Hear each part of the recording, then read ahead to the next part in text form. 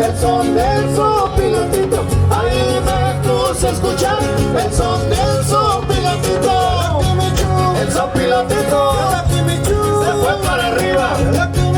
El sopilotito se fue para arriba porque se estaba comiendo las costillas de una hormiga. Porque se estaba comiendo las costillas de una hormiga. Y arriba Celaya, compadre.